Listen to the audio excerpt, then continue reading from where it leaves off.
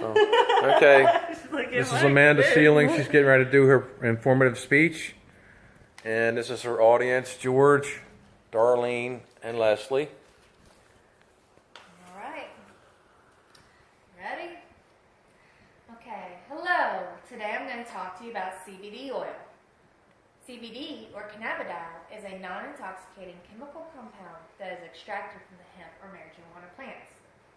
It has been the hype lately in scientific research due to its discovery on treatment properties on an abundant amount of medical issues.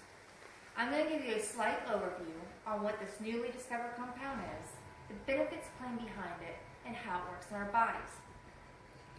Now, CBD, or cannabidiol, is not tetrahydrocannabinoid, simply called THC. The CBD compound shape is similar to the THC shape, but it has a slight difference, allowing CBD oil to have the body-boosting benefits, but without the high. CBD oil's research picked up in the 1960s by Dr. Raphael Mashula, and from there, the research has expanded on CBD's natural behavior in our bodies and treatment properties. So what are these benefits of CBD oil? Well, CBD oil is natural, it's non-addictive, and non-psychoactive, and depending on the dose can help out with numerous medical conditions, such as epilepsy, inflammation, cancer, withdrawal from opioids, and anxiety. In fact, in March of 2018, the FDA actually approved CBD oil to be used towards treatment on 2 different types of epilepsy. National Geographic actually did a report on a little girl named Abby who suffered from epilepsy. Now, Abby's mother was running out of treatment options for Abby's seizures, so they decided to give CBD oil a shot. After a period of Abby on CBD oil, Abby's mother reported that Abby's seizures have stopped, and they are actually able to taper her daughter off of some highly sedative medications. So how does CBD oil work in our body? Well, CBD oil works through our endocannabinoid system, which is basically made up of our central nervous system and immune system combined. It has cannabinoid in the name because our bodies naturally make cannabinoids. This system regulates our mood, anxiety, energy, appetite, and pain. All of that important stuff to keep our bodies in homeostasis, or simply put, healthy. So let's use panic attack for example.